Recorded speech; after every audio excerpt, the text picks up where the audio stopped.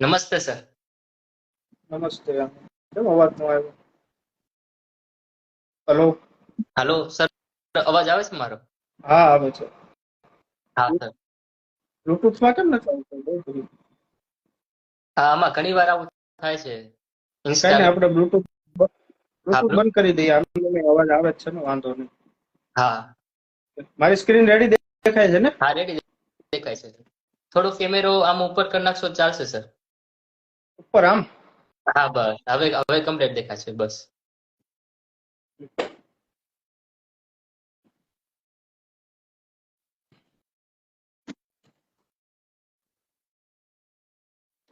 Ready?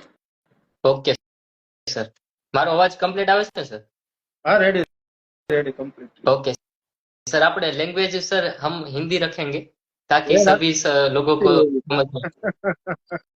No problem. Okay okay. तो सभी वैद्य गणों को जय धन्वंतरी। और आज हमारे साथ मौजूद है अग्निवेश आयुर्वेद हॉस्पिटल के chief Ayurvedic physician doctor Rajinikanth Patel, जो सूरत के अंदर प्रैक्टिस करते हैं, जिन्होंने अपना बीएमएस कंप्लीट किया था आत्रे आयुर्वेद हॉस्पिटल बेंगलोर से। और इन्होंने 1500 से भी ज्यादा पेशेंट्स म्यूकरमाइकोसिस के ट्रीट कर चुके हैं सिर्फ आयुर्वेदिक औषधि के द्वारा। और काफी सारे क्रिटिकल केसेस जो आईसीयू के अंदर पेशेंट्स होते हैं उनको भी ये ट्रीट कर चुके हैं। तो इतने महान व्यक्ति के साथ हमें साक्षात्कार संभाषण करने का अवसर प्राप्त हुआ है, तो ये हमारा सौभाग्य ही मैं मानूंगा। और उन्होंने ताइवान टाइम्स के अंदर इनका पेपर भी पब्लिश हो चुका है, और नेशनल कॉन्फ्रेंस के अंदर इन्होंने पेपर भी प्रेजेंट किया था, और इनको ट्रैवल ग्रांट अवार्ड भी मिल चुका है। तो आज हम इनसे जानेंगे कि सक्सेसफुल आयुर्वेदिक क्लिनिशियन कैसे बने। तो सर, सबसे पहले मैं आपसे ये जानना चाहूंगा कि आपकी जर्नी कैसे रही, यहाँ तक का सफर कैसा रहा सर आपका? सबसे पहले तो मैं आपका धन्यवाद बताना चाहूंगा कि आपने मुझे इस प्लेटफॉर्म पर बोलने के लिए आमंत्रित किया। और काफी अच्छा प्लेटफॉर्म है। मैं 2-4 दिन पहले देख रहा था, काफी आपने लाइव किया है अच्छे अच्छे वैद्य से। और इससे यंग जो युवा वैद्य है, नए जो विद्यार्थी है, उसको काफी प्रेरणा मिलती है सबके एक्सपीरियंस वो देख के, है ना। तो ये एक अच्छी पहल आपने चालू की है। तो अब बात करते हैं आपके प्रश्न की। तो हमारा जर्नी कैसे, ऐसा ही आपने कुछ पूछा ना? जी जी सर। हाँ। ठीक। तो आपको जान के हैरानी होगी कि मेरा जो प्रैक्टिस चालू हुआ था वो मैं 100% जीपी था। ओ। 100% in the sense modern medicine पे ही हमारा पूरा 100% वो था। फिर उस दौरान एक विटिलिगो का पेशेंट आया, एक बच्ची को उसकी मम्मी लेके आई, और वो बोल रही थी कि इतने सारे दवा लिया है अंग्रेजी दवा खाने में, बड़े बड़े डर्मेटोलॉजिस्ट को मुंबई इंदौर दिल्ली दिखाया, फिर भी कुछ आराम नहीं मिल रहा है। तो उस टाइम मुझे ऐसा सोचने में आया कि भाई हम 5.5 साल जो हमने हमारा शास्त्र पढ़े हैं वो तो हम कर नहीं रहे, और अब मौका मिला है कि पेशेंट पूछ रहा है आपको जो करना है करो, मेरी बच्ची को सही कर दो। तो वो एक मेरा, आप देखें तो पहला पूरा ऐसा केस था जिसको मैंने पूरा आयुर्वेद से सही किया। वो विटिलिगो का केस था सबसे पहला। तब तक मैं पूरा मॉडर्न प्रैक्टिस जीपी कर रहा था। हम्म। उस बच्ची को अच्छा रिजल्ट मिला, विटिलिगो में रीपिगमेंटेशन चालू हुआ धीरे धीरे, और उसको सही हो गया। फिर वो माउथ टू माउथ पब्लिसिटी की वजह से वो लोग ने काफी विटिलिगो के दूसरे पेशेंट महाराष्ट्र से भेजे, फिर स्किन डिसीज के पेशेंट आए, फिर स्किन का प्रैक्टिस मेरा होता गया। आप अगर 4-5 साल पहले का मेरा सोशल मीडिया देखेंगे तो उसमें सिर्फ और सिर्फ स्किन का बिफोर आफ्टर रहेगा, है ना। तो शुरुआत की जो मेरी प्रैक्टिस थी वो पूरा स्किन पे आयुर्वेद के ऊपर था। फिर धीरे धीरे कोई critical case patient, for example सर्दी जुकाम का दवा लेने आता था तो वो बोलता था कि सर मेरे पापा को किडनी फेल्योर है, तो उसमें आप कुछ कर सकते हैं क्या। तो उस टाइम मैंने फिर और डीप थोड़ा संहिता का अध्ययन चालू किया कि भाई क्यों नहीं कर सकते, इतना सारा लिखा है तो कुछ ना कुछ तो हम कर सकते हैं ना।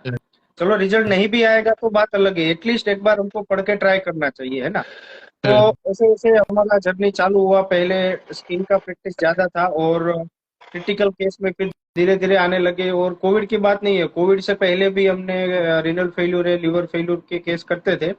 लेकिन कोविड आया तो एक बहुत बड़ा प्लेटफॉर्म मिला कि आयुर्वेद वालों को जो कुछ करना चाहते कर सकते थे। फिर म्यूकर माइकोसिस आया, म्यूकर माइकोसिस के आई थिंक अभी देखेंगे तो 1700-1800 केस आई थिंक हो गए होंगे ऑल ओवर इंडिया से, हाँ। है ना। और एक केस अभी पीएच रिव्यू जनरल में, इंटरनेशनल जर्नल में अभी कुछ दिन में पब्लिश होने वाला है, रिवीजन चल रहा है। तो ऐसा अभी हमारा जर्नी रहा है।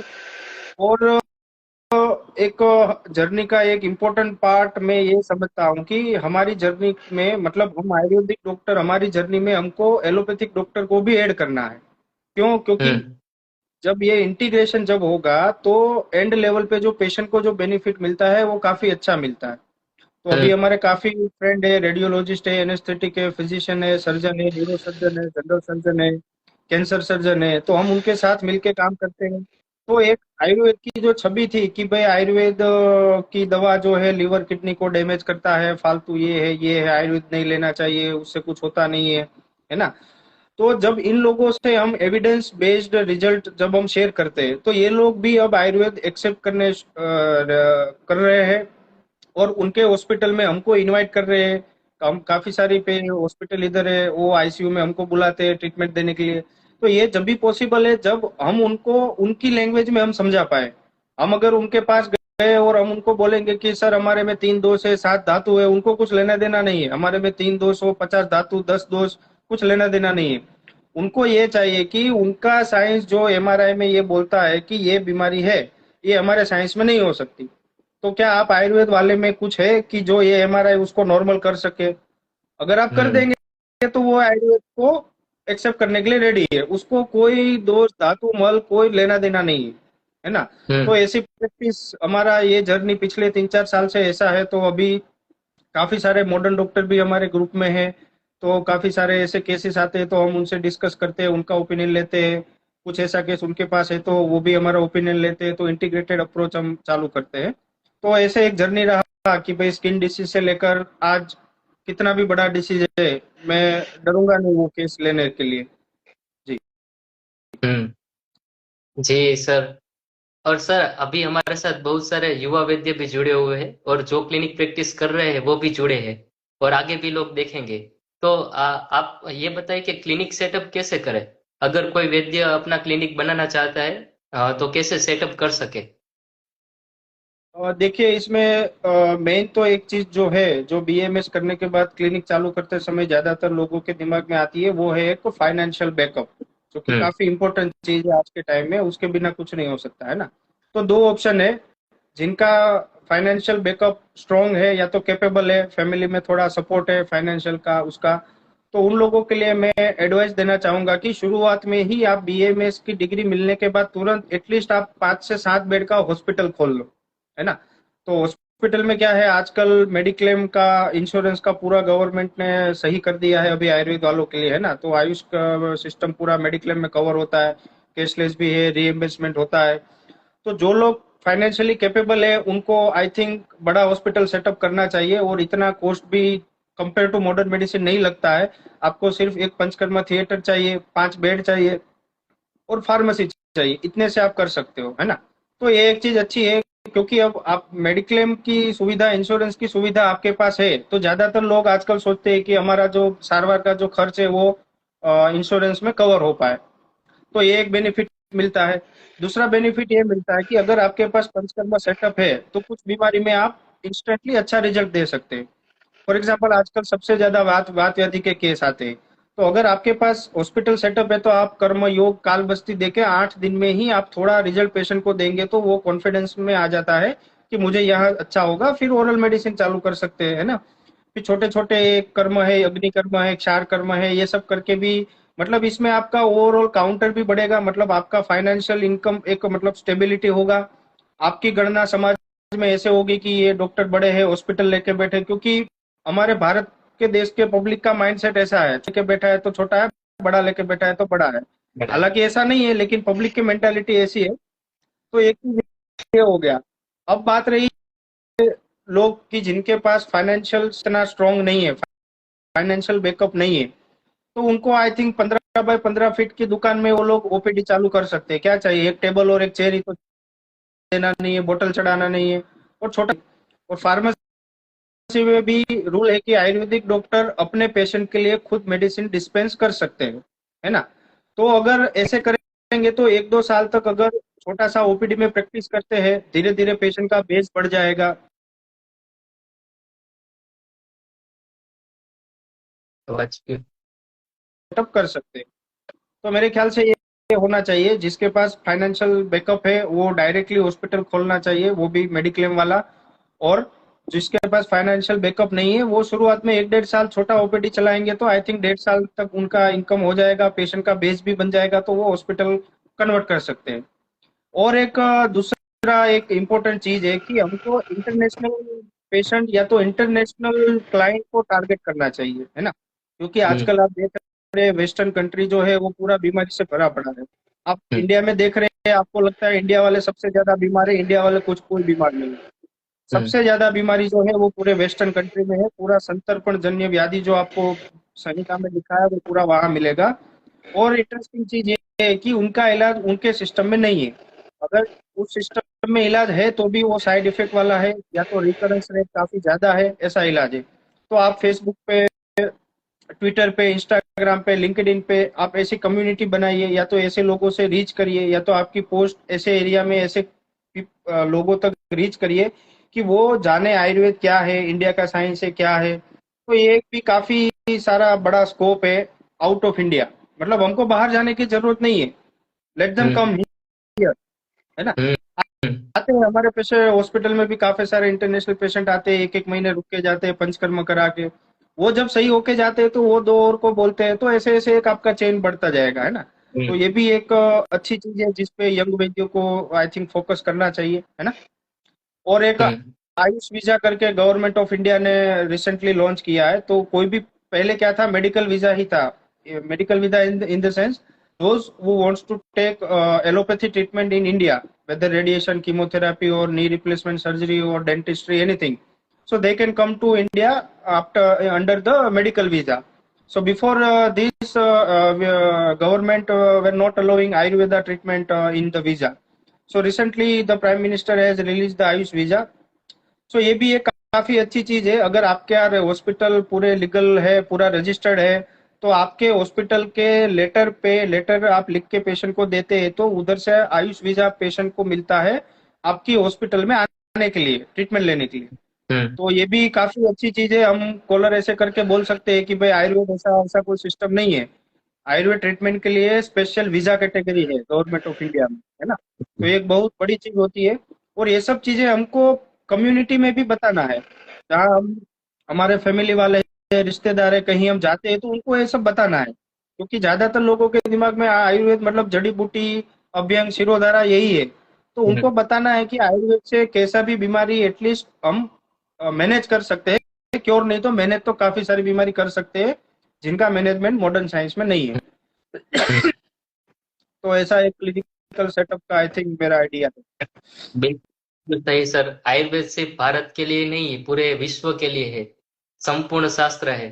और आयुर्वेद सिर्फ पुड़िया वो सब नहीं है, एक कंप्लीट साइंस है। जी। भाई बहुत सही सर। लेकिन आप कॉम्प्लिकेटेड डिसीज को भी अपने क्लिनिक में क्योर करते हैं सर, तो उसके लिए प्रोटोकॉल भी लोग जानना चाहेंगे कि डायरेक्ट रेफरेंस शास्त्र में नहीं मिलते कि कुछ डिसीज के, मान लीजिए म्यूकरमाइकोसिस, तो उनको आप कैसे टेकल करते हैं, कैसे संप्राप्ति बनाते हैं, वो सब सर?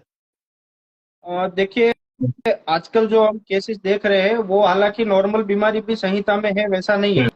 हम सिंपली बोल देते हैं कि पेशेंट को लूज मोशन की कंप्लेन है, ब्लड आ रहा है, तो हम पित्त ग्रहण या पित्त अधोग रक्त पित्त करके लेबल कर देते हैं। लेकिन जब आप पढ़ते हैं तो ऐसा कुछ मिलता नहीं है, है ना? अब मेन बात कि ऐसे काफी सारे आजकल नए नए सिंड्रोम आते हैं। ये मॉडर्न साइंस जो है वो कॉन्स्टेंटली चेंजिंग साइंस है, वो हर रोज इनका थियरी चेंज होता रहता है। रोज नया नया सिंड्रोम मार्केट में आता है, तो पूरा आयुर्वेद में आपको नहीं मिलता है। तो फॉर एग्जाम्पल म्यूकर माइकोसिस की अगर मैं बात करूं, तो जब सबसे पहला केस हमने जब सेकंड वेव ऑफ कोविड में देखा था, तो हमने हम क्या करते हैं, ये कॉमन है, कोई भी डिसीज आपके क्लिनिकल प्रैक्टिस में आता है और वो डिसीज के बारे में आपको 1% भी नॉलेज नहीं है तो घबराना नहीं है। अभी भी आज की तारीख में भी मैं क्या करता हूँ, पेशेंट आता है, फॉर एग्जांपल कोई पूरा नया डिसीज है, कोई ऐसा कॉम्प्लिकेटेड सिंड्रोम है, तो हम पेशेंट को बोलते हैं कि आप पूरा फाइल इधर रख के जाइए, ये आपका डिसीज थोड़ा नया है, कॉम्प्लिकेटेड है, हमको समय चाहिए ट्रीटमेंट प्लान डिसाइड करने के लिए। इसमें कोई बुरी चीज नहीं है, पेशेंट को जरूरी नहीं है आता है तो ट्रीटमेंट देना है। पेशेंट को बोलो आपका जो भी फाइल है आप हॉस्पिटल में क्लिनिक में रख के जाइए, मैं 2-3 दिन में आपकी बीमारी के बारे में पढ़ूंगा और जो भी बेस्ट तरीका होगा इस बीमारी को ट्रीटमेंट करने का वो मैं आपको बताऊंगा। अब आपने पेशेंट की हिस्ट्री ले ली है। फॉर एग्जांपल पेशेंट का कंप्लेन है कि उसको लूज मोशन हो रहा है दिन में 10-15 बार और 10-15 बार खून के साथ हो रहा है। तो आपको एटलीस्ट आइडिया आता है कि इसको लूज मोशन खून के साथ जा रहा है तो इसको या तो ग्रहणी में ले सकते हैं या तो अतिसार में ले सकते हैं या तो रक्तपित्त में। इतना तो आइडिया आता है ना, बीए में 5.5 साल पढ़े हैं तो, है ना। हम्म, अब हमारा ड्यूटी क्या है? पेशेंट का हिस्ट्री हमको मालूम है। अब आपको क्या करना है, चरक संहिता खोलिए, उसमें अतिसार पढ़िए। पेशेंट की जो कंप्लेन है वो अतिसार में मैच हो रही है तो वो ट्रीटमेंट प्रोटोकॉल बनाइए। नहीं मैच हो रही है, ग्रहणी चिकित्सा पढ़िए। ग्रहणी में पित्तज ग्रहणी में मैच हो रहा है, नहीं हो रहा है, रक्तपित्त पढ़िए। तो एटलीस्ट आपको आइडिया आएगा कि मेरे को चरक संहिता में जो लिखा है वो इस पेशेंट को कहाँ फिट करना है। आ रहा है समझ हम्म, में? हम्म, फॉर एग्जाम्पल अस्थमा वाला पेशेंट आया, उसको काफी बेंचिंग आता है, आपको आइडिया नहीं आ रहा है कि इसको श्वास में ले, कास में ले, हिक्का में ले, कोई दिक्कत नहीं है। पेशेंट की हिस्ट्री आपको मालूम है, संहिता खोलिए पढ़िए। पेशेंट की जो दिक्कत है वो श्वास में कहाँ है, अगर श्वास में है तो कौन से 5 में से कौन से टाइप में है, कास में है तो कौन से कास के टाइप में है। तो उस हिसाब से प्रोटोकॉल बना के पेशेंट को वापस बुलाइए। इसमें कोई गलती नहीं है। इवन एलोपैथिक साइंस में भी अगर आपको मालूम होगा तो कैंसर हॉस्पिटल में कैंसर बोर्ड रहता है ना। तो उसमें उनको सर्जन भी रहते हैं, उनको फिजिशियन भी रहते हैं, फिर रेडिएशन एक्सपर्ट रहता है, इंटेंसिविस्ट रहता है। ये 4-5 लोग मिलके पेशेंट का ट्रीटमेंट डिसाइड करते हैं। वो भी हम्म, ऐसा करते हैं, कैंसर में ऐसा रूल है, कैंसर बोर्ड चाहिए, ट्यूमर बोर्ड बोलते हैं जिसको, है ना। तो हम्म, उसमें उनको सर्जन है, उनको फिजिशियन है, इंटेंसिविस्ट है, वो सब मिलके डिसाइड करते हैं। तो उसमें कोई, हम छोटे नहीं हो जाते हैं, पेशेंट को ऐसा बोलेंगे कि आपका केस हमको मालूम नहीं है, हम पढ़ के आपको 2-3 दिन बाद बताएंगे। पेशेंट रेडी होते हैं, आज भी हम कुछ केस में ऐसे करते हैं। तो ऐसे अप्रोच आई थिंक होना चाहिए मेरे ख्याल से। फॉर एग्जाम्पल कोई केस आया, ब्रेन के अंदर कोई ट्यूमर है, पेशेंट का बिहेवियर कोई चेंज हो रहा है, उसको शॉर्ट टर्म मेमोरी लॉस है, लॉन्ग टर्म मेमोरी लॉस है, इररिलेवेंट स्पीच है, प्रलाप है, भ्रम है ना, अति निद्रता जो भी है। चलो हम्म, आपको एक पेशेंट देख लिया, अब आप जाइए उन्माद अपस्मार में, आपको कुछ मिल रहा है कि नहीं मिल रहा है, नहीं मिल रहा है, आप खोलिए भेषज रत्नावली। भेषज रत्नावली में मस्तिष्क रोग के 3-4 अध्याय दिए हैं, उसमें ढूंढिए कि पेशेंट को जो दिक्कत है वो संहिता में कौन से अध्याय में मैच हो रही है। उस हिसाब से आप ट्रीटमेंट बनाइए, आप सक्सेसफुल ही होंगे 101%। म्यूकर माइकोसिस का जो ट्रीटमेंट हमने डिसाइड किया वो भी ऐसे ही किया। पहला केस आया तो हमने तुरंत उसको ट्रीटमेंट नहीं दे दिया था। हमने बोला भाई आप आपके रिपोर्ट हमको दे दो, हमने पढ़ा भाई म्यूकर माइकोसिस क्या है, फिर एलोपैथिक पैथोलॉजी भी पढ़िए भाई म्यूकर माइकोसिस क्या है, कौन से फंगस से होता है, साइनस टिश्यू में इन्वेजन कैसे होता है। तो ऐसे पढ़ेंगे तो आपको आइडिया आ जाएगा। एक और डिसीज के एग्जाम्पल के साथ आपको बताऊंगा और ये एकदम सिंपल है, सब लोग समझ जाएंगे। एक डिसीज आता है हिमोलाइटिक यूरेमिक सिंड्रोम, है ना। तो जिसमें जो ब्लड का पूरा लाइसिस होता है रिनल सिस्टम के थ्रू, और जो पेशेंट का जो पेशाब है वो पूरा लाल कलर का या कॉफी कलर का निकलता है, और पूरा हीमोग्लोबिन डाउन हो जाता है, प्लेटलेट कम हो जाते हैं, हीमोग्लोबिन डाउन हो जाता है। और इसकी वजह से, रीनल फेलियर की वजह से पेशेंट को डायलिसिस कराना पड़ता है और प्लाज्मा थेरेपी देनी पड़ती है। हम्म, तो ये एक बीमारी का नाम है हिमोलाइटिक यूरेमिक सिंड्रोम। ठीक है। हम्म, तो अब हिमोलाइटिक यूरेमिक सिंड्रोम करके हमारे आयुर्वेद में कोई वो नहीं है। आप इसको अधोग रक्तपित्त में ही गिन सकते हैं और आपके पास कोई दिक्कत वो मतलब कोई ऑप्शन नहीं है, या तो मूत्रकृच या मूत्राघात में या तो अधोग रक्तपित्त में कर सकते हैं। हम्म, लेकिन हिमोलाइटिक यूरेमिक सिंड्रोम, अब आपको क्या करना है, मॉडर्न मेडिसिन की बुक उठाइए, उसमें देखिए हिमोलाइटिक यूरेमिक सिंड्रोम क्या है।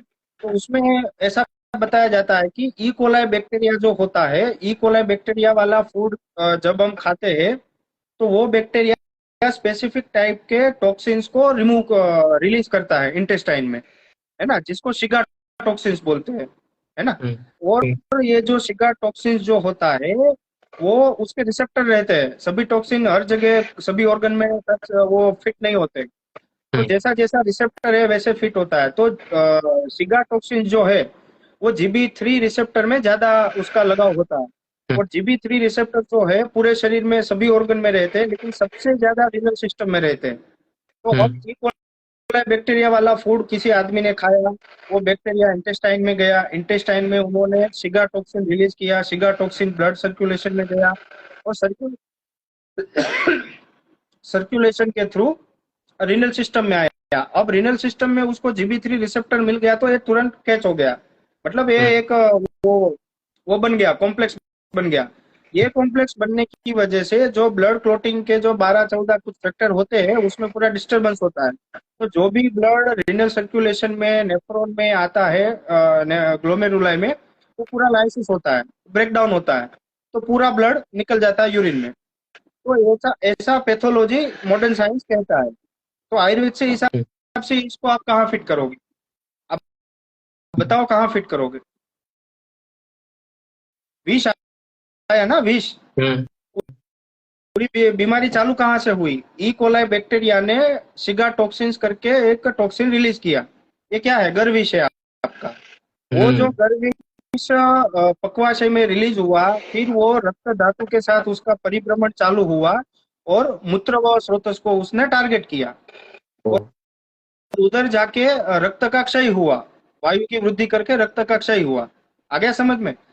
अब इस पेशेंट को हमने क्या दिया था? शीरीष सिद्ध जल दिया था, पंचशीरीष घृत दिया था और विलवादी गुलिका दिया था। सिर्फ ये 3 चीज देने से 1-1.5 महीने में उसका पूरा हीमोग्लोबिन बढ़ गया, प्लेटिलेट बढ़ गया, क्रिएटिनाइन नॉर्मल हो गया। और ये एक क्रिटिकल केस है, ये सिंपल केस नहीं है। ये केस हॉस्पिटल में जाते हैं तो इसमें कंपलसरी इमरजेंसी डायलिसिस और प्लाज्मा थेरेपी कराना पड़ता है और पूरा ट्रीटमेंट का कॉस्ट 2 से 2.5 लाख रुपए तक पड़ सकता है। फिर भी बीमारी रिकरेंस होती है। व्याधि पुनर्भव चिकित्सा जो है वो सिर्फ आयुर्वेद में ही है। एलोपैथिक में ट्रीटमेंट होता है लेकिन व्याधि पुनर्भव नहीं है। रिकरेंस रेट ज्यादातर बीमारी का हाई है ना? तो ये जो हमने पेशेंट को प्रिस्क्रिप्शन दिया वो आई थिंक 1,500-2,000 रुपए का प्रिस्क्रिप्शन था। आप अंदाजा लगाइए, 2-2.5 लाख रुपए और फिर भी व्याधि पुनर्भव नहीं हो रहा है। और सिंपल विष चिकित्सा से हमने हीमोलाइटिक यूरेमिक सिंड्रोम को सही किया। तो ऐसा कोई केस आपके पास आता है तो आप मॉडर्न मेडिसिन की बुक खोलिए, उनके हिसाब से पैथोलॉजी पढ़िए और उसके अकॉर्डिंग हमारा संप्राप्ति बनाइए। जैसे मैंने एक एग्जांपल आपको हीमोलाइटिक यूरेमिक सिंड्रोम का दिया, तो आई थिंक मेरे हिसाब से यही एक बेस्ट अप्रोच है। जो नए नए डिसीज आजकल आ रहे हैं, कोविड आया, म्यूकर आया, ऐसे तो हर साल अब नया आएगा, है ना? क्योंकि कलयुग है, व्याधि का प्रभाव है ना? तो आई थिंक ऐसा होना चाहिए। और आप मानेंगे नहीं, ये अप्रोच मोर देन 99% केस में सक्सेसफुल कारगर साबित हुई है। हम्म। जी सर। जी। और और सर कोई आप अपना कॉम्प्लिकेटेड डिसीज का कोई एक्सपीरियंस आपका रहा हो, वो शेयर करना चाहते हो आप दर्शक मित्रों के साथ सर? कोई और कॉम्प्लिकेटेड केसेस आपके वहाँ आया हो? वैसे ज्यादातर केसेस तो हम कॉम्प्लिकेटेड ही देखते हैं। एक केस आया था आई थिंक वलसाड से या वापी से, म्यूकरमाइकोसिस का था विथ लिवर फेलियर। तो जब पेशेंट एक्चुअली एम्बुलेंस में आया था वलसाड से हमारे हॉस्पिटल में, तो हमने एम्बुलेंस में नीचे जाके देखा तो पेशेंट पूरा ऑलमोस्ट कोमा स्टेज में था। पीपल रिएक्शन नहीं कर रहा था, कोई वर्बल रिस्पॉन्स नहीं है। तो हमने एक फिजिशियन के वहां भेजा, मतलब मॉडर्न मेडिसिन के उसमें। और वो हम्म। अब हमारा ट्यूनिंग ऐसा है कि हमने पेशेंट को उधर भेजा आईसीयू में, लेकिन हमने सर को ऐसा भी बोला आप आपके साइड से आईसीयू में ट्रीटमेंट करो और हम हमारा आयुर्वेदिक देंगे। तो 2-3 दिन में थोड़ा अच्छा रिस्पॉन्स आने के बाद पेशेंट को हमने वापस हमारे हॉस्पिटल में ले लिया और पंचकर्म किया और पेशेंट को काफी एक अच्छा इंप्रूवमेंट मिला। इसका पूरा डिटेल तो मालूम नहीं है लेकिन एक और केस शेयर करता हूँ जिसका पूरा डिटेल मालूम है मुझे। एक पेशेंट जो था टाइप 2 एयोटिक डायसेक्शन का था, है ना? तो टाइप 2 एयोटिक डायसेक्शन मतलब हार्ट से जो ऑक्सीजनेटेड ब्लड अयोटा से पंप होता है। और हमको मालूम है कि आर्टरी में 3 लेयर होते हैं, ट्यूनिया, मीडिया, ट्यूनिका, समथिंग ऐसे कुछ 3 लेयर होते हैं आर्टरी की वॉल में, है ना? तो इसमें से हम्म। टाइप 2 एयोटिक डायसेक्शन में अयोटा का एक जो लेयर है वो पूरा फट जाता है। तो हार्ट से जो भी ब्लड पूरा पंप होता है अयोटा में, ऑक्सीजनेटेड ब्लड, वो अयोटा में ही एक गुब्बारे के जैसे इकट्ठा हो जाता है। और ये काफी क्रिटिकल कंडीशन है। पेशेंट एक कोई भी सेकंड में या कोई भी मिनट में मर सकता है अगर वो रप्चर होके पूरा ब्लड एब्डोमिनल कैविटी या थोरेसिक कैविटी में गया तो ये एक पेशेंट था, सतना में था, मध्य प्रदेश में। तो उसको ये दिक्कत हुई तो वहां लोकल हॉस्पिटल में डायग्नोस हुआ कि इसको टाइप 2 एयोटिक डायसेक्शन है, तो कार्डियक सेंटर में ही जाना पड़ेगा, नॉर्मल हॉस्पिटल में इसका इलाज नहीं होगा। तो हम्म। पेशेंट आया, रेफर किया यूएन मेहता कार्डियोलॉजी हॉस्पिटल में अहमदाबाद में, जो कि काफी नामांकित हॉस्पिटल है कार्डियोलॉजी के लिए।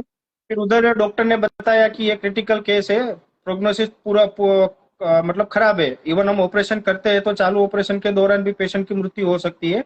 तो आप बताइए ऑपरेशन कराना चाहते हैं कि नहीं? तो पेशेंट ने बोला हमको ऑपरेशन नहीं करना है।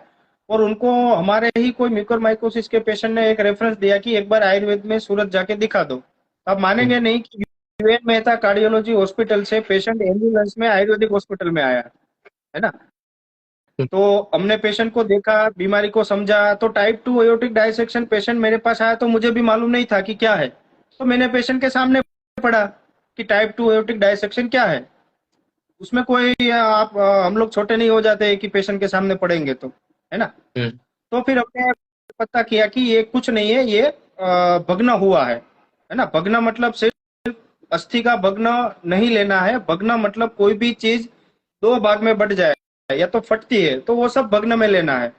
हम्म। तो हमने भी पेशेंट को समझाया कि कंडीशन क्रिटिकल है, आयुर्वेदिक मेडिसिन हम चालू करते हैं, लेकिन फिर भी पेशेंट का डेथ कभी भी हो सकता है, आप लोग रेडी है तो बोलिए। तो हमने कंसर्न पेपर साइन करवाया। ये भी एक इम्पोर्टेंट चीज है कि सभी युवा वैद्य को और डॉक्टर को जो भी केस थोड़ा कॉम्प्लिकेटेड लगता है या तो आपको कुछ डाउटफुल है पेशेंट का ऐसा, तो कंसर्न फॉर्म पे साइन करवाना मत भूलिए। हमको हम्म। कंफर्म, हमको कॉन्फिडेंस है कि आयुर्वेद से सही हो जाएगा, लेकिन कभी कभार कुछ गलत रिजल्ट मिलता है या तो कुछ हम नहीं चाहते ऐसा रिजल्ट मिलता है, तो कंसर्न फॉर्म साइन साइन किया हुआ रहेगा तो हमारे लिए एक अच्छा रहेगा, है ना। तो हमने कंसर्न फॉर्म साइन करा के पेशेंट को बोला कि आपको हृदय बस्ती, हम एक बार इधर, क्योंकि वो एमपी से पेशेंट आया था, तो हमने एक बार उसको 10 मूल तेल की हृदय बस्ती उसको करके सिखा दिया इधर।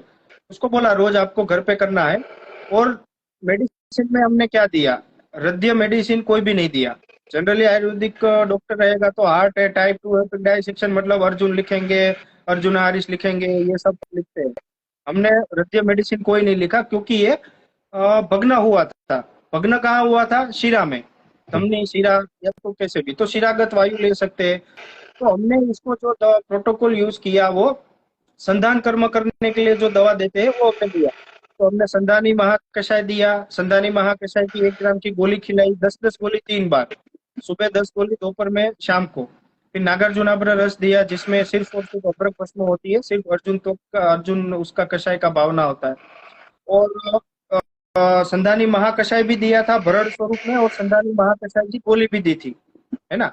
तो आप मानेंगे नहीं, 10 दिन में उसके एक्सरे में चेंजेस हुआ। कोई भी एलोपैथिक मेडिसिन नहीं लिया था, इतना कॉम्प्लिकेटेड केस था, ऑपरेशन करते समय पेशेंट का डेथ हो सकता है ऐसा बताया गया था। वो पूरा उसका रिपोर्ट सोशल मीडिया में मेरे में देखेंगे तो केस मिलेगा। टोयोटा में काफी सारी जगह इतने इतने गुब्बारे बन गए थे खून के भर के। आज आई थिंक 8 से 10 महीने हुए ये पेशेंट के, और आज भी वो पेशेंट हमारे टच में है, फॉलो अप रेगुलरली हम लेते हैं। पेशेंट को कोई दिक्कत नहीं है, कोई भी दवा नहीं ले रहा है, खेत में काम कर रहा है। तो ये एक आयुर्वेद की ताकत है। तो हमको डरना नहीं चाहिए कि अरे ये तो इतना बड़ा बीमारी बड़े हॉस्पिटल से लेके आया, उधर मना किया है तो आयुर्वेद से क्या होगा। अरे भाई आयुर्वेद से ही होगा, है ना। तो हाँ। वही अप्रोच हमारा सेम है। कोई नया डिसीज आया हमको मालूम नहीं है, मॉडर्न मेडिसिन पढ़िए, उसके हिसाब से आप तब तो कोरिलेट कर सकते हैं ना। आप थोड़ा बड़ा तो एनाटॉमी और फिजियोलॉजी पैथोलॉजी तो पता रहता है ना, 5.5 साल पढ़े हैं तो। नहीं हम्म। पढ़ा है कॉलेज में तो आप पढ़िएगा, लेकिन पढ़ना तो पड़ेगा सक्सेसफुल होने के लिए, है ना। हम्म। तो ऐसे काफी सारे कॉम्प्लिकेटेड केसेस है जो हम ऐसी अप्रोच के थ्रू ट्रीट करते हैं। जो हमको मालूम नहीं है पढ़ते हैं, फिर प्रोटोकॉल बनाते हैं, फिर यूज करते हैं। जी। हम्म। जी, आपका एक पेशेंट भी हमारे साथ लाइव लग रहा है। करिश्मा खेमर कह रहे हैं कि उनको हिमोलाइटिक एनीमिया हुआ था और आपके वहां से ट्रीटमेंट ली थी और अभी स्टेबल है वो। आई थिंक वो वही पेशेंट होगी, तो मुझे मालूम नहीं है। है ना। तो हाँ। सब कुछ चीज पॉसिबल है आयुर्वेद से। विश्वास चाहिए आयुर्वेद पे, और आयुर्वेदिक औषधि पे विश्वास चाहिए। हाँ, और सर आजकल रस औषधि का मिथ चल रहा है कि वो लिवर डैमेज करते, किडनी डैमेज करते, टॉक्सिसिटीज बढ़ रही है, वैसा भ्रम चल रहा है। तो क्या ये सही है सर कि रस वो औषधि भ्रम, वो हाँ। भ्रम ही है, भ्रम ही है वो। हमें। देखिए क्या होता है, मैं किसी को पर्सनली टारगेट नहीं करता हूँ। मैंने काफी सारे आयुर्वेदिक कॉलेज के प्रोफेसर भी ऐसे देखे हैं जो स्टूडेंट को बोलते हैं कि रस औषधि यूज करने में ध्यान रखिए, किडनी लिवर को डैमेज होता है। तो अगर कॉलेज में ही बच्चों को आयुर्वेदिक, दूसरे लोगों का छोड़िए, पहले हम लोगों को ही एजुकेट होना है। तो आयुर्वेदिक कॉलेज में ही कुछ प्रोफेसर है, काफी सारे हमने सुना है, काफी बार स्टूडेंट्स है कि उनको टीचर बोलते हैं कि रस औषधि यूज नहीं करना है, रस औषधि चरक में नहीं है, सुश्रुत में नहीं है, ये बाद में आई है। ऐसा नहीं है, चरक सुश्रुत वाग्भट सब में रस औषधि है, आपको क्या चाहिए सब रेफरेंस है। नहीं मिलता है तो बोलो, मैं देता हूँ, है ना। हम्म तो एक तो ये चीज है, आयुर्वेद वालों को ही सबसे पहले सेल्फ एजुकेट होने की जरूरत है रस औषधि के विषय पे। पब्लिक को बाद में करिएगा, पहले हमको समझ में आना है कि रस औषधि कभी भी वो नुकसान नहीं करती है। अगर डोज के बाहर जाके रस औषधि ली गई या तो अशुद्ध रस औषधि ली गई तो वो नुकसान करेगी। अब वैसे तो गुड़ूची भी नुकसान करेगी। आप एक दिन का 1 लीटर गुड़ूची का स्वरस पियोगे तो नुकसान करेगा ना गुड़ूची। आप एक दिन में 1 लीटर आमलकी का रस पियोगे तो उसका साइड इफेक्ट मिलेगा, वो भले आमलकी है। तो साइड इफेक्ट देने के लिए रस औषधि जरूरी नहीं है। आमलकी स्वरस से भी साइड इफेक्ट हो सकती है, गुड़ूची स्वरस से भी साइड इफेक्ट हो सकती है, इंग्वाष्टक चूर्ण से भी हो सकती है। अगर इसको थेरापेटिक डोज में नहीं लिया जाता तो same applies to rasa aushadhi. If it is not taken in therapeutic dose and if it is taken in impurified stage then it will definitely cause a damage. But आज तक की हमारी प्रैक्टिस में हमने एक केस भी आज तक ऐसा नहीं देखा है कि किसी को हमने दवा दिया हो और पेशेंट को कोई किडनी लिवर डैमेज होके उसको मतलब ये हेवी मेटल का ट्रीटमेंट मॉडर्न हॉस्पिटल में जाके कराना पड़ा हो। आप मानेंगे नहीं, हम 6 महीने के बच्चे को शुद्ध हड़ताल और शुद्ध मनसिल 6 ग्राम देते हैं 15 दिन में। आर्सेनिक डाइऑक्साइड, आर्सेनिक ट्राइऑक्साइड कुछ नहीं होता। हमने आज तक कोई पेशेंट में वो नहीं देखा, है ना। और रस औषधि का एक आई थिंक इस पे पूरा एक लेक्चर हो सकता है, टूक में बताना असंभव है। पूरा एक इनका एक अलग ग्रिप चाहिए प्रैक्टिशनर को कि कैसे चालू करना है, बीमारी की किस अवस्था में चालू करना है, किस अवस्था में बंद करना है, बीमारी की किस अवस्था में सबसे ज्यादा देना है। तो म्यूकोरमाइकोसिस में सेरेब्रल फंगल एब्सिस एक आता था, है ना, वो काफी डेंजर चीज होती है। इसका इलाज मॉडर्न साइंस में कुछ नहीं है, उसमें स्कल स्कल में होल करके वो सक करके वो करना पड़ता है। लेकिन सिर्फ और सिर्फ कज्जली और वरुण और शिग्रुकवात से कौन सा भी आभ्यंतर विकृति है, वो चाहे 1 लीटर तक का भी एब्सिस हो ड्राई हो सकता है। तो ऐसे केसेस में हमने 3-3 ग्राम कज्जली भी दिया है एक दिन का 3 से 4 ग्राम कज्जली, फिर भी लीवर प्रोफाइल रीनल प्रोफाइल पूरा नॉर्मल आता है, उल्टा सुधरता है। जो पेशेंट का क्रिएटिनाइन 2.5-3 पॉइंट के आसपास रहता है वो कंटिन्यूअस रस औषधि के सेवन से 2 के अंदर आता है। काफी सारे ऐसे केसेस देखा है हमने, है ना। दूसरा कि रस औषधि जब आप यूज करते हैं तो जेन्युइन कंपनी का ही यूज करना चाहिए। मैं कोई कंपनी का इधर नाम नहीं बताऊंगा, सबको मालूम है कौन सी कंपनी अच्छी है ना। या तो आजकल काफी सारे महाराष्ट्र के वैद्य है, गुजरात के भी काफी वैद्य है जो रस औषधि बनाते हैं अपने आप से। तो उन लोगों से आप संपर्क करके ऐसी रस औषधियां आप मतलब आपके प्रैक्टिस में यूज में ला सकते हैं, है ना। अभी भी मैं बोलता हूँ रस औषधि कभी भी नुकसान नहीं करता है। नुकसान गुड़ूची भी करती है, इंग्वाष्टक चूर्ण भी करेगा, वैसे आरोग्यवर्धिनी भी करेगी अगर ज्यादा लिया तो। अब एक और एग्जांपल आपको देता हूँ, आरोग्यवर्धिनी वटिका हम वर्धमान यूज करते हैं, जैसे वर्धमान पिप्पली रसायन है। तो कोई भी द्रव्य आयुर्वेद में जो है उसका आप वर्धमान प्रयोग कर सकते हैं। इसके ऊपर एक क्लासिकल किसी ऑथर का बुक भी है, वो पूरा वर्धमान का ही बुक है ना, जिसमें निर्गुंडी का वर्धमान उपयोग बताया है, पारिजात का वर्धमान उपयोग है। तो वैसे हम कुछ रस औषधि का भी वर्धमान उपयोग करते हैं, है ना। फॉर एग्जाम्पल लिवर डिसऑर्डर है, लिवर कैंसर है, ज्यादातर लिवर कैंसर में हम आरोग्यवर्धिनी वटिका वर्धमान यूज करते हैं। मतलब पहले दिन 1 गोली सुबह शाम, दूसरे दिन 2 गोली सुबह शाम, ऐसे 20वें दिन 20 गोली सुबह और 20 गोली शाम को, कितना हुआ 40 गोली एक दिन का हुआ। और उससे पहले कितना हुआ 38 गोली हुआ, 36। तो इतना हम देते हैं तो लिवर प्रोफाइल में करेक्शन आता है। बिलीरुबिन है, एसजीपीटी, जो भी इनका पैरामीटर है अकॉर्डिंग टू मॉडर्न साइंस, है ना, तो उल्टा पूरा सही होता है, इतना हेवी डोज जाता है तो भी। लेकिन ये एक एक्सपीरियंस से डेवलप होता जाता है, जैसे जैसे डॉक्टर का आयुर्वेदिक वैद्य का समय बढ़ता जाता है प्रैक्टिस में, वैसे वैसे उनको आइडिया आता जाता है। ये कोई भी चीज कोई भी बुक में नहीं लिखी है कि रस औषधि का यूज कैसे करना है। शास्त्र में सिर्फ इतना ही लिखा है कि ये भस्म का गुण रस गुण वीर्य विपाक ये है, इसको इसमें ही प्रयोजन करना है। कैसे कब प्रयोजन करना है, कब चालू कब बंद, वो नहीं है। तो ये कहीं भी आप सीख नहीं सकते हैं। इवन किसी के ओपीडी में 10 साल खड़े रहोगे तो भी आप नहीं सीख सकते हैं। इसको सीखने की एक ही रास्ता है कि आप जब प्रैक्टिस में बैठोगे तो जैसे जैसे आप धीरे धीरे जितने ज्यादा पेशेंट देखते जाओगे ऐसे आपका ग्रिप बनता जाएगा, है ना। हम्म।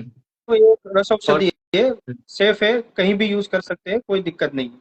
हाँ, कुछ लेकिन कुछ एक लोग सर। चीज है कि एक वृक्क रोग में पारद अपथ्य बताया गया है भेषज रत्नावली में। तो हम्म, एक किडनी डिसऑर्डर में हमको पारद प्रिपरेशन नहीं देना है। आप देखेंगे भेषज रत्नावली में वृक्क रोग अधिकार में सार्वतोभद्रवटी है ना, रस हम्म, औषधि है, लेकिन उसमें पारद नहीं है। हम्म, सार्वतोभद्रवती में पारद नहीं है, गंधक है, सुवर्ण है, अभ्रक है, वो सब है, पारद नहीं है, क्योंकि पारद को भेषज रत्नावली में अपथ्य बताया है वृक्क रोग में। इसके अलावा पारद कोई भी बीमारी में अपथ्य नहीं है, हम्म, शुद्ध पारद। हम्म। यस। जी सर। और सर, कोई कुछ लोग पूछ रहे हैं कि कौन सी बुक्स प्रिफर करनी चाहिए क्लिनिक प्रैक्टिस करने के लिए, आपने कौन सी बुक प्रिफर की थी? और सर एक एक, हाँ बताइए। प्रतीक जी भी पूछ रहे हैं कि आपके गुरु कौन थे सर, और किस विद्या से आपने सीखा था? देखिए बुक की अगर हम बात करते हैं तो कोई एक बुक में पूरा आयुर्वेद, मतलब उस टाइम लिखा गया था, उस टाइम चरक के टाइम पे इनफ था, जो भी चरक संहिता में जो भी चीज थी वो चरक के टाइम में इनफ था, मतलब बीमार लोगों को सारवार करने के लिए, है ना। हम्म, क्योंकि चरक के टाइम पे इतने युद्ध नहीं होते थे, इतने दो दो राज्य के राजा के बीच में इतने युद्ध नहीं होते थे, तो उतना शल्य चिकित्सा जो है वो उतना डेवलप नहीं हो पाया चरक के टाइम में। हम्म, तो चरक ने जो लिखा था वो उसके टाइम में बेस्ट बुक थी। फिर धीरे धीरे अलग अलग राजाओं का एक दूसरे के राज्य को लेने के लिए आक्रमण चालू हुआ, अलग अलग ऐसा हुआ, तो फिर नया कुछ लाने का जरूरत पड़ा। तो फिर सुश्रुत ने ज्यादातर ये व्रण चिकित्सा है, प्लास्टिक सर्जरी है, ये सब चीजें लाई, है ना। तो हम ये नहीं बोल सकते कि कोई एक बुक इनफ है आयुर्वेद के लिए, हालांकि सब हम्म, बेस्ट है, लेकिन कोई एक बुक को आप अगर पकड़ के चलते हो तो आपका जो प्रैक्टिस है वो लिमिटेड हो जाएगा, नैरो हो जाएगा आपका प्रैक्टिस। तो मेरा काफी सारे डॉक्टर को मैं देखता हूँ और काफी बुरा लगता है देख के कि जो चरक को फॉलो कर रहा है वो ऐसा बोलता है भाई चरक ही बेस्ट है, सुश्रुत वाग्भट कुछ काम का नहीं है। हम्म, जो सुश्रुत को मानता है वो बोलता है सुश्रुत ही बेस्ट है, चरक वाग्भट कुछ काम का नहीं है। जो वाग्भट को मानता है वो बोलता है वाग्भट ही सबसे बढ़िया है, चरक सुश्रुत कुछ काम का नहीं है। तो ऐसा नहीं बोल सकते हम, क्योंकि कोई भी आचार्य ने ऐसा नहीं बोला है कि मैं जो कह रहा हूँ वही सबसे बेस्ट है। हम्म, सभी ने संहिता लिख के छोड़ दिया और हम पे छोड़ दिया कि इतना इतना मैंने लिखा है जो मुझे गुरु ने सिखाया, या तो उन अवतरण आयुर्वेद का कहाँ से किसने कहाँ हुआ वो। हम्म, तो अब हमारे पे डिपेंड है, तो हमको कैसे करना है। आपको आ रहा है हम्म, कि समझ में? फॉर एग्जाम्पल आपके पास 3 दिन का बच्चा आया, 3 दिन का हाँ, बच्चा, और उसको लिवर कैंसर है, 3 दिन ही उसका उम्र है, या तो कोई ऐसा बीमारी है, आप चरक में उसका इलाज ढूंढोगे, नहीं मिलेगा। सुश्रुत में ढूंढोगे, नहीं मिलेगा। हम्म, काश्यप में ढूंढोगे, मिलेगा। मिलेगा मिलेगा। हम्म, काश्यप में मिलेगा। अब आप ऐसे हम्म, पकड़ के चलोगे कि चरक ही सबसे बेस्ट है, मैं तो चरक का ही फॉलोवर हूँ, मैं तो सुश्रुत का ही फॉलोवर हूँ, तो कैसे होगा। हम्म, आपके पास कोई ऐसा वुंड आया, कृमि का केस आया, चलो मान के चलो म्यूकर माइकोसिस की हम बात करते हैं, तो म्यूकर माइकोसिस के जो एग्जैक्ट सिमिलर फीचर जो आज का म्यूकर माइकोसिस और सुश्रुत के टाइम की जो कृमि है वो एग्जैक्ट सिमिलर था। आपको ऐसा लगेगा कि सुश्रुत आचार्य के टाइम म्यूकर माइकोसिस का पेंडेमिक ऑलरेडी आ गया था, क्योंकि उनका श्लोक आप पढ़ेंगे, रक्तज कृमि, अस्थि मज्जागत कृमि, तो सेम प्रेजेंटेशन लिखा है। जो भी सिटी स्कैन में आपको इंप्रेशन मिलता है वो सुश्रुत ने श्लोक के तौर पे लिखा है कि कफज कृमि जो है वो अपने बीच में आने वाले रास्ते में आने वाली सब चीज को खाती है, जैसे धमनी है, शिरा है, तरुण अस्थि है, कंडरा है। सेम आपको सिटी स्कैन में म्यूकर माइकोसिस के पेशेंट में दिखेगा, बोन इन्वेजन है, ऑस्टियोमाइलाइटिस है, ऑप्टिक नर्व एट्रोपी है। तो सिटी स्कैन की जो आज 21वीं सदी की सिटी स्कैन की इंप्रेशन जो म्यूकर माइकोसिस में आती है वो सुश्रुत ने श्लोक में लिखी है। हम्म, अगर आप ऐसे बोलेंगे कि मैं चरक को ही फॉलो करता हूँ, सुश्रुत नहीं देखता हूँ, तो शायद आप म्यूकर माइकोसिस ट्रीट नहीं कर पाएंगे। हम्म, आई थिंक आप समझ रहे हैं ना। तो कोई हम्म, भी संहिता को बेस्ट आई थिंक मेरे ख्याल से नहीं बोलना चाहिए, सभी बेस्ट है। सभी का स्पेशलिटी है कोई कोई चीज का, है ना। आप माधव निदान देखेंगे तो उसमें आप निदान अच्छी तरीके से पढ़ पाएंगे। शारंग धर्म में देखेंगे तो गुण कर्म है वो सब उसमें अच्छे से देख पाएंगे, है ना। आप रस शास्त्र की कोई बुक लेंगे तो रस शास्त्र का आपको डिटेल मिलेगा। अब कोई बोलेंगे रस शास्त्र तो भाई लघुत्रयी बृहत्त्रयी में है नहीं, तो विष की हम्म चिकित्सा ही रस शास्त्र से बताई है चरक संहिता में। वो भी कितना हाईली एग्रेसिव डोज बताया है, 4 क्षण स्वर्ण भस्म का सेवन करने के लिए बोला है। जब विष का प्रभाव शरीर शरीर पे होता है तो चरक संहिता ने चरक में सूत्र स्थान में 4 क्षण स्वर्ण भस्म सेवन करने का बताया है ताम्र भस्म के साथ। आप कैसे बोल सकते हैं कि चरक में रस औषधि का प्रयोग नहीं है? हम्म है ना। नहीं हम्म है तो वो उसका टाइम था। आप 21वीं सदी में है तो कम्युनिटी को बेनिफिट किस चीज से होगा, वो हमारा धर्म है। हम्म हमारा धर्म ये नहीं है कि एक संहिता को बड़ा दिखाना, एक संहिता को छोटा दिखाना। हम्म बात है संहिता की तो मेरे पास पूरा संहिता है, आप इधर देख सकते हैं। भारत भेषज रत्नाकर पूरा, ये मेडिसिन का बुक है, मॉडर्न मेडिसिन का बुक है, कुमार एंड क्लार्क का। तो सब हम यूज करते हैं। आप देखेंगे तो ऋग्वेद है, यजुर्वेद है, सामवेद है, वो भी हम यूज करते हैं, पढ़ते हैं जब जरूर लगती है तो। हम्म तो जितना ज्यादा शास्त्रोक्त बुक आप इकट्ठी कर सके उतना आपको आपके टेबल पे रहना ही चाहिए, क्लिप ओपीडी के पास ही रहना चाहिए। हाथ ऐसे करो तो बुक आपके हाथ में आना है हम्म और कंटिन्यूअस पढ़ना है, तो यही एक सक्सेस है ना। दूसरा, हम्म आप इंटरेस्टिंग क्वेश्चन बताया कि गुरु कौन गुरु है कौन ना। है? तो मैं जो जवाब दूंगा उससे ज्यादातर लोगों को बुरा लगेगा, है ना। हालांकि मेरा जो जवाब है वो शास्त्र सम्मत है और विथ रेफरेंस है। गुरु चीज क्या होती है, आप बताइए, गुरु मतलब क्या? जिनसे हमें छोटी सी भी चीज सीखने को मिले वो हमारे गुरु हो सकते हैं। हाँ, वो तो पुलिस वाला भी सिखाएगा ना, ट्रैफिक पुलिस वाला हेलमेट पहनना है,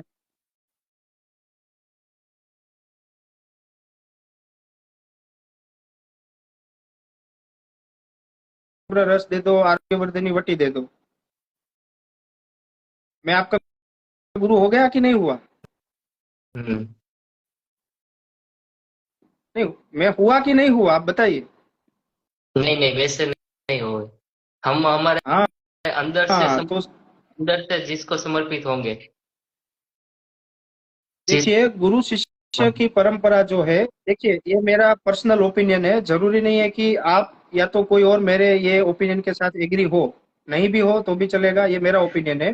गुरु शिष्य परंपरा एक ऐसी चीज है जिसमें गुरु एक आप्तोपदेश के तौर पे देखा जाता है ना।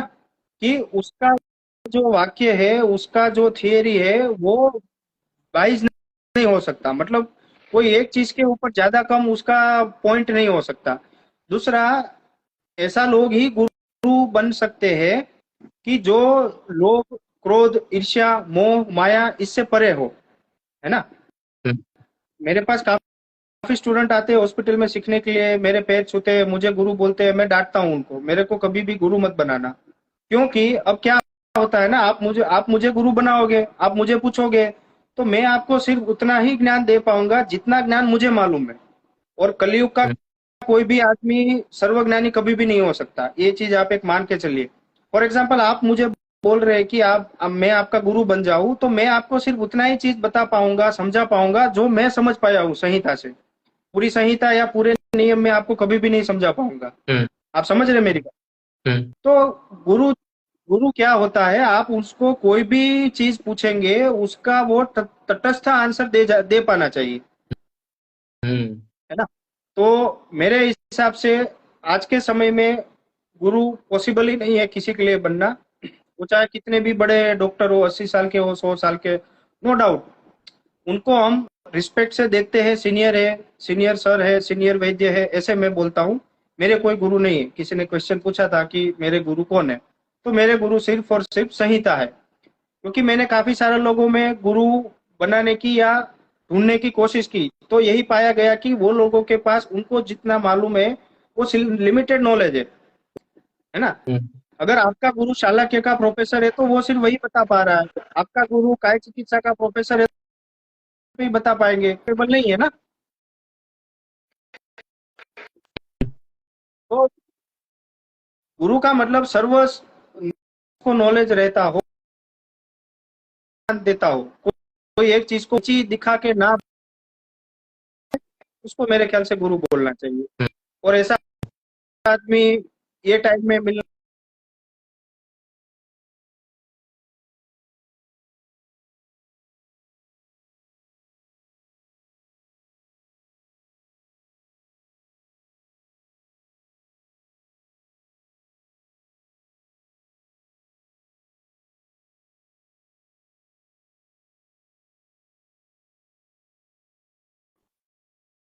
तो मेरे ख्याल से संहिता को ही गुरु बनाना चाहिए, नहीं कि कोई जिंदा आदमी को। ये टाइम में मैं गुरु के खिलाफ नहीं हूँ, गुरु चीज अच्छी है, उसी के आधार पे पूरे हिंदू शास्त्र की प्रगति हुई है। लेकिन ऐसे आदमी आजकल आप ढूंढेंगे कहाँ, जिनको जो भी विषय का पूर्ण ज्ञान हो? नहीं, हो पॉसिबल ही नहीं है ना। नहीं। मैं किसी मेरे पास काफी स्टूडेंट है, वो गुरु हम्म, बोलेंगे पैर छूते हो तो मैं मना बोलता हूँ। आप ऐसे रहो, आप संहिता को गुरु बनाइए, क्योंकि मैं जो आपको ज्ञान दूंगा वो एक एक बूंद रहेगी। हम्म, संहिता आप पढ़ोगे तो वो पूरा समुद्र है, और मेरा ज्ञान कभी समुद्र के जैसा नहीं हो सकता है ना। हम्म। जी। सर, बहुत सारे लोग पूछ रहे हैं कि आपके पास सीखने के लिए आना हो तो क्या प्रोसीजर क्या है सर उसकी? अभी हमने एक क्लिनिकल इंटर्नशिप करके एक प्रोग्राम है, जिसमें हम्म, 1 महीने का वो रहता है, जिसमें आप 1 महीने हमारे हॉस्पिटल में, हमारी ओपीडी में, पंचकर्म में, आईपीडी है, वो सब देखते हैं। तो ये एक चीज है, तो जिसको भी आना हो वो मुझे मैसेज कर सकते हैं, मैं कम्युनिकेट करवा दूंगा, है ना। हम्म। और सर, हमने टॉपिक रखा था कि सक्सेसफुल क्लिनिशियन कैसे बने। तो और कुछ आप दर्शक मित्रों को बताना चाहते हो, अगर क्लिनिकल प्रैक्टिस में अगर कोई टिप्स देना चाहते हो? सबसे पहला जो है वो हम्म, शास्त्रोक्त दवाई यूज करना है, क्लासिकल मेडिसिन। आप हम्म, पेटेंट मेडिसिन के चक्कर में मत पड़िए। ऐसा नहीं है कि मैं यूज नहीं करता हूँ, मैं भी पेटेंट मेडिसिन यूज करता हूँ, लेकिन अगर आप हमारा मेडिकल मेडिकल स्टोर देखेंगे तो उसमें 10 से 15% या तो ज्यादा से ज्यादा 20% मेडिसिन ही पेटेंट होगी। ज्यादातर मेडिसिन हमारी क्लासिकल है। और शास्त्रोक्त दवा आप यूज करेंगे तो आपको भी शास्त्र भी रिजल्ट देने के लिए कोशिश करेगा, हम्म, है ना। तो आप घृत कल्पना है, चूर्ण कल्पना है, आसव है, अरिष्ट है, क्वाथ है, रस औषधि में भी शास्त्रों की यूज करना है। सीधा भस्म यूज करिए, प्लेन, है ना। रस यूज करिए, खलवी रसायन यूज करिए, पोटली रसायन यूज करिए, कुपीपक्व रसायन यूज करिए। तो एक तो ये चीज मैंने बेस्ट पाया, ये मेरा एक्सपीरियंस है। जिस जिस पेशेंट में पूरा हमने पेटेंट मेडिसिन दिया है उसमें रिजल्ट इतना नहीं मिला, अगर मिला है तो वो मॉडर्न साइंस जैसा टेम्पररी रिजल्ट मिलता है, दवा बंद करते हैं तो पुनर्भव हो जाता है व्याधि का। तो उसको चिकित्सा नहीं बोल सकते। चिकित्सा उसी को बोलेंगे कि वो बीमारी का आपने दवा बंद कर दिया और पेशेंट को दिक्कत नहीं है। और हम्म, ये चीज आपको जो अचीव होगी वो सिर्फ और सिर्फ शास्त्रोक्त दवा देने से ही अच्छा रिजल्ट मिलता है, ऐसा हमारा एक्सपीरियंस है। तो एक तो ये चीज हो गया, शास्त्रोक्त दवा यूज करना है। दूसरा, आप जो भी मेडिसिन पेशेंट को देते हैं, जो भी आपका थॉट है, वो आपको कभी भी पूछा जाए कि इस दवा को देने के पीछे आपका प्रयोजन क्या है, तो आप विद इन सेकंड उसको बताने के लिए समर्थ होना चाहिए। ऐसा नहीं है कि आप मेरा लेक्चर सुने और मैंने विष चिकित्सा में श्री से सिद्ध जल दिया तो आपने भी दे दिया, हम्म, ऐसा नहीं होगा। ज्यादातर यंग आयुर्वेदिक डॉक्टर जो है वो यही मिस्टेक करते हैं। वो वेबिनार देखते हैं, लेक्चर्स देखते हैं और प्रैक्टिस में इम्प्लांट करते हैं। ये कभी भी नहीं करना है, कभी भी नहीं करना है। मैंने बोला शिरीष चूर्ण विष में यूज करना है तो आपको विष चिकित्सा पढ़ना है, आपको शिरीष पढ़ना है, शिरीष निघंटु में पढ़ना है, और उसके बाद आप प्रैक्टिस में यूज करोगे तो शिरीष का रिजल्ट कुछ अलग रहेगा। आप सीधा मेरा लेक्चर देख के शिरीष का यूज करोगे तो रिजल्ट कुछ अलग रहेगा, ये 101% श्योर है। तो एक तो हम्म, ये चीज जो भी आप यूज करते हैं, आप कैपेबल होना चाहिए। कोई भी पूछता है कि ये मेडिसिन, ये प्रिस्क्रिप्शन लिखा तो ये देने का आपका रेशनैलिटी क्या है, तो विद इन अ सेकंड आप उसको एक्सप्लेन कर सक कर करना चाहिए। ये कब होगा? जब आपका संहिता पठन डेली का होगा। तो डेली 15-20 मिनट, 5 मिनट, 10 मिनट, 1 घंटे का समय मिले तो 1 घंटा, तो जितना हो सके उतना क्लासिकल बुक हमको पढ़ना चाहिए। और कोई प्राइवेट ऑथर का बुक कभी भी नहीं पढ़े। आप देखेंगे, मैं मेरे पास तीन चार बुक शायद ऐसी होंगी जो कि प्राइवेट ऑथर की लिखी हुई है, वो पढ़ता हूँ। बाकी हमको मूल ग्रंथ ही पढ़ना है। चरक संहिता तो चरक संहिता ही पढ़ना है। हम कॉलेज में आता था ना कि भाई 30 पेज की बुक आएगी, उसमें पूरा चरक संहिता होगा सिर्फ 30 पेज में, और वो हम पढ़ हाँ। लेते हैं। वो एग्जाम के लिए सही है, लेकिन प्रैक्टिस में कभी भी ऐसी बुक ट्राई ना करे जो कोई भी संहिता का समरी छोटे में आपको दे। आपको बुक पढ़ना है, मूल बुक ही पढ़ना है, संहिता पढ़ना है। कहने का मतलब, संहिता पढ़ते जाइए, शास्त्रोक्त दवा यूज करते जाइए, आयुर्वेद पे विश्वास रखिए, पेशेंट को पूरा समझाइए। पेशेंट को ओवर कॉन्फिडेंस भी मत दीजिए कि अरे आयुर्वेद महान है, आयुर्वेद से तुमको पक्का मिट जाएगा, कभी भी मत बोलिए। आज भी म्यूकर माइकोसिस का केस हमारे पास आता है, हमको कॉन्फिडेंस है, लेकिन अभी भी हम पेशेंट को गारंटी नहीं देते। भाई ज्यादातर लोगों को रिजल्ट आया है, आपके केस में भी आएगा, हो भी सकता है नहीं भी आए। ये एक चीज काफी इंपॉर्टेंट है आज के समय में, क्योंकि आजकल तामसिक वृद्धि के तामसिक गुण है सभी के, कोई क्या कब करेगा मालूम नहीं है, और डॉक्टर को कोई गिनता नहीं है आजकल। तो हम्म। होते वो मतलब फालतू इंप्रेशन में मत रहिए कि डॉक्टर मतलब भगवान है, कोई कुछ नहीं करेगा। तो लीगली भी हमको ये भी थोड़ा वो देख लेना चाहिए, पेशेंट को जो भी हम चीज एक्सप्लेन करते हैं, है ना। कोई ऐसा फॉर एग्जांपल डायलिसिस चल रहा है तो सीधे मत बोल दो बराबर डायलिसिस बंद कर दो, आयुर्वेद से सही हो जाएगा तुम्हारा। हम्म। उसको समझाइए आयुर्वेदिक दवा हम दे रहे हैं, जैसे जैसे किडनी फंक्शन इंप्रूव होता जाएगा वैसे नेफ्रोलॉजिस्ट ही आपका डायलिसिस कम करेगा। तो एक हम्म। अच्छी कम्युनिकेशन स्किल डेवलप करनी चाहिए, पेशेंट को कैसे टैकल करे, कैसे उसको समझाए। और एक कम्युनिकेशन स्किल आपको कब काम आती है, जब कोई क्रिटिकल केस आपके पास आता है ना। पेशेंट आपके पास इतने बड़े कॉर्पोरेट हॉस्पिटल से आएगा और आपके छोटे से क्लिनिक में आपके पास आके बोले बैठेगा, और आप उसको सेटिस्फाई करना ही पड़ेगा। सेटिस्फाई आप नहीं करते तो वो ट्रीटमेंट नहीं लेगा, क्योंकि उसको सेटिस्फाई होना है ना कि मेरी बीमारी इतने बड़े अपोलो है, मेदांता है, बड़े बड़े कॉर्पोरेट हॉस्पिटल में मेरा ट्रीटमेंट नहीं हुआ, तो ये आयुर्वेद वाला छोटी सी क्लिनिक वाला मेरी बीमारी कैसे सही करेगा। हम्म। तो ये चीज को आप पेशेंट को इसी तरह से एक्सप्लेन करना चाहिए कि पेशेंट फर्स्ट विजिट में ही आपसे दवा लेके जाए। ये भी आपको धीरे धीरे डेवलप होगा स्किल, है ना। तो ये जरूरी है, शास्त्रोक्त दवा यूज करना है, संहिता का अध्ययन करना है। दूसरा, आजकल ऐसा है कि जो दिखता है वो बिकता है। आप जो चीज कर रहे हैं वो अगर समाज में किसी को मालूम नहीं है तो वो कुछ काम का नहीं है। पहले का समय अलग था, सोशल मीडिया नहीं था, आजकल दुनिया पूरी हम्म। सोशल मीडिया पे चल रही है। तो आप जो भी चीज सही करते हैं उसको एविडेंस के साथ कम्युनिटी के सामने रखिए। वो चाहे आपका हम्म। कम्युनिटी फेसबुक हो, ट्विटर हो, इंस्टाग्राम हो, कोई भी हो, और वो भी हम्म। एविडेंस के साथ रखिए। ऐसे फालतू मत बोलिए कि हमने इतने केस इसके सही किए हैं, हम इसके एक्सपर्ट है, हम इसके एक्सपर्ट है। केस हम्म। तो दिखाओ भाई, एक्सपर्ट हो तो, है ना। हम्म। हम्म। और ऐसा नहीं है कि बड़ा केस सही किया है तो ही आप करो। आपने किसी का जीर्ण प्रतिशय 2 महीने पुराना आयुर्वेदिक दवा से मिटाया है, प्राउडली पेशेंट का वीडियो लो, पेशेंट से कंसल्ट लेके और शेयर करो। तो आपके हम्म। जो भी फ्रेंड इसमें जो रहेगा वो ऐसी दिक्कत है तो आपको याद करेगा कि अरे मैंने एक बार वो सर के पेज पे वीडियो देखा था, उसको मेरे जैसी दिक्कत थी और आयुर्वेद से सही हो गई, है ना। हम्म।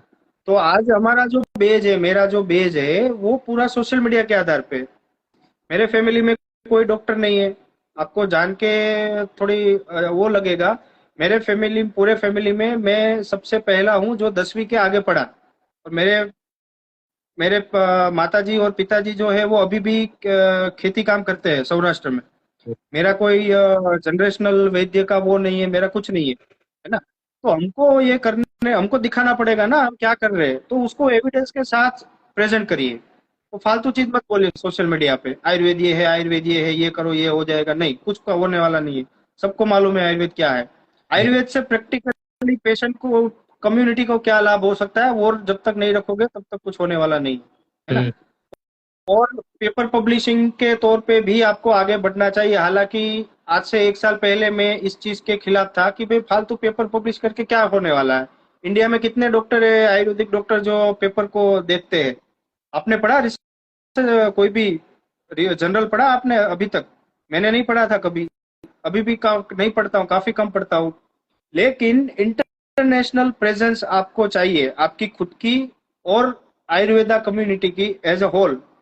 तो आप वो लोग, आप कितना भी केस सही किया हो, कितना भी आपके पास एविडेंस हो, वो लोग कभी नहीं मानेंगे। हमारे पास इतने म्यूकोर माइकोसिस के डेटा है बिफोर आफ्टर।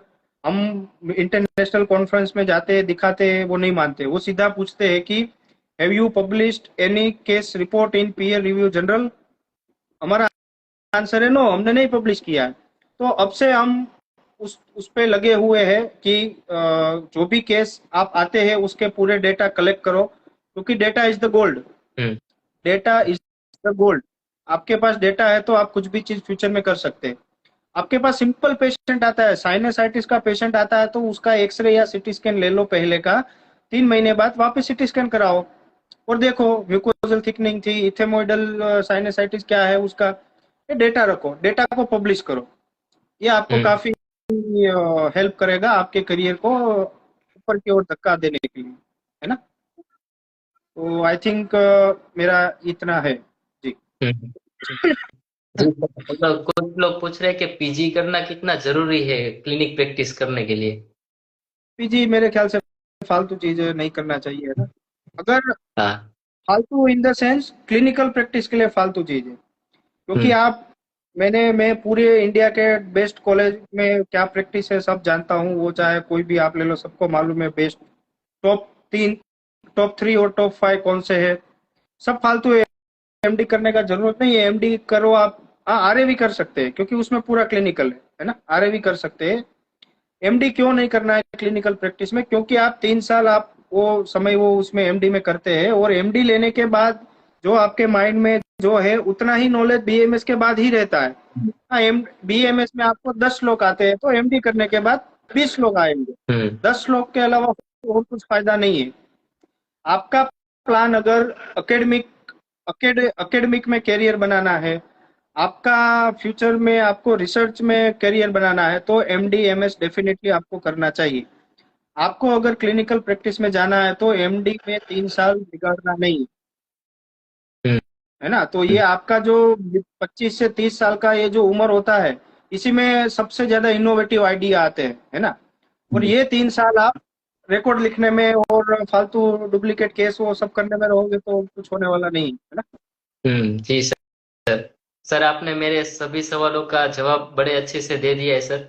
और कुछ आप अपना टिप्स या कुछ देना चाहते हो दर्शक को तो दे सकते, कुछ और बताना चाहते हो अगर। मेरे सारे सवाल सर खत्म हो चुके हैं अभी।